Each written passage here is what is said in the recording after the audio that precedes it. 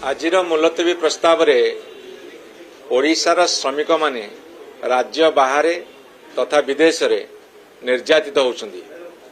ओडिया अस्मिता निधरे शोइछि।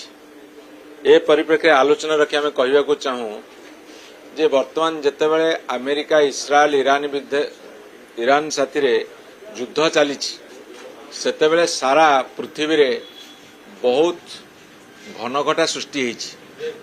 खाद्याभाव पड़ी, petrol diesel gas वर्तमान बहुत भयंकर अवस्था अच्छी। गैस वर्तमान मिलूनी, खाद्य संकट देखा दौची, शेयर मार्केट भुसुड़ी पड़ुची, दरदाम बढ़ी चलती, डॉलर रो मूल्य तुलन टंकार मूल्य ह्रास पाउची। 92 टंका पार होनी, 100 टंका हवा किछि दिन बाकी अछि। तेणु एभली परिस्थिति रे जो श्रमिक माने हमर जाइछंती, जो माने सऊदी अरब, यूनाइटेड अरब एमिरेट्स, कतार, ओमान, बाहरीन ये सब जगार अच्छी केमती फेरे अणाजिव, तांकर परिवार माने केमती आश्वस्त हेबे से कथार राज्य सरकार चिंता करूना कि भारत सरकार मध्य एते व्यस्त नुहंती।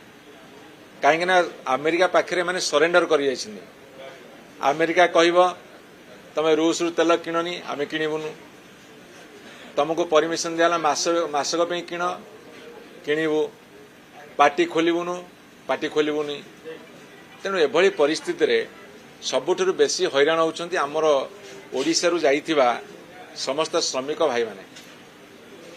सेठी एरोप्लेन सब बातिल हो जाइछि, एयरपोर्ट चालुनी, पैसा घर को पठे पारुनाहांती। एभली परिस्थिति रे केंद्र सरकार तथा राज्य सरकार कौन सी पदक्षेप न नवा गोटे ओडिया अस्मिता पे कुठारघात। मु आपन कही रखे जेतेबेले कोरोना होइतला, जेतेबेले पैंडेमिक होइतला, वैश्विक महामारी होइतला, सेतेबेले नवीन पट्टनायक हमर मान्यवर जे विरोधी दल नेता तत्कालीन मुख्यमंत्री अनेक गुड़े पदक्षेप नहीं सारा भारत वर्ष रे आगुआ थिले, प्रशंसित थिले। किंतु वर्तमान राज्य सरकार ए दिगरे कौन सी चिंता करूनाहांती कि कौन सी पदक्षेप नौनाहांती।